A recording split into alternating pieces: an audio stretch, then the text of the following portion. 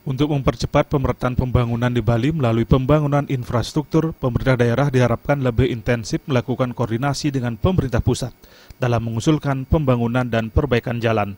Saat ini salah satu penyebab ketimpangan pembangunan di Bali adalah minimnya infrastruktur, sehingga pembangunan ekonomi hanya terfokus di Bali Selatan. Mantan Ketua Kadin Bali Gede Sumarjaya Linggih menilai, penarikan subsidi BBM yang dialihkan untuk pembangunan infrastruktur di Indonesia menjadi peluang besar bagi pembangunan di Bali. Namun hal ini tergantung pemangku kebijakan di daerah dalam melakukan lobi dan koordinasi dengan pemerintah pusat dalam hal pendanaan. Pemerintah daerah juga diharapkan sedikit melupakan persoalan perbedaan politik yang sering menghambat pembangunan di daerah. Posisi infrastruktur kita sekarang ini akan sangat bagus karena kita sudah tidak lagi mensubsidi minyak.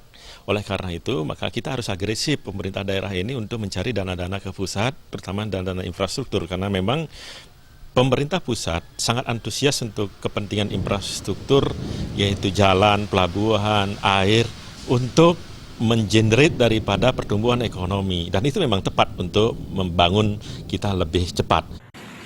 Saat ini banyak wacana pembangunan infrastruktur seperti jalan tol maupun jalan alternatif yang menghubungkan dua daerah, namun sejauh ini belum satupun rencana terrealisasi. Trimajo dan Winato, Bali TV.